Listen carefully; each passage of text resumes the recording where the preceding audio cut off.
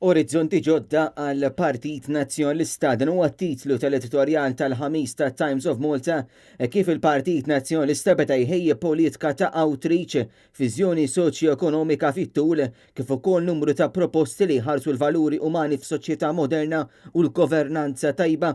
Fl-isfond dawn it-temi hemm 14 il-cluster u kull grupp ta' azzjoni huwa magħmul minn membri parlamentari, kelliema u persuni ġejjin minn kull qasam tas-soċjetà.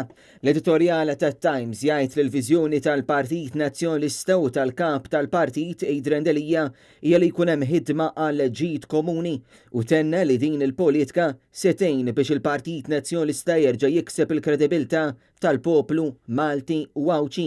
It-Times komplet billi qalet li issa kif ħabbar il-Viċi Kap tal-Partit Nazzjonalista Robert Arrigo, il-Partit Nazzjonalista jinsab f'qagħda finanzjarja stabbli u li l-idejat bħal dawn tal-clusters se jgħinu biex il-partit u l-politika tiegħu jikbru.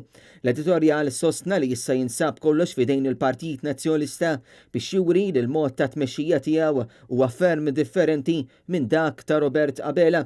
Il-ballun issa jinsab fidejn l-istess Partit Nazzjonalista biex juri li lest li jkun differenti u li joffri politika b'differenza. B'hekk biss jaf ikun hemm ispirazzjoni ta' poplu wara il-partit. Il-viżjoni li toħroġ minn din il-politika għandha tqawwi n-nies bit-tama ta' governanza aktar effiċjenti u futura aħjar. Dawn ir-reviżjonijiet strutturati u politika aktar mifruxa qed jippreżentaw opportunità kbira għat-tisħieħ tad-demokrazija Maltija.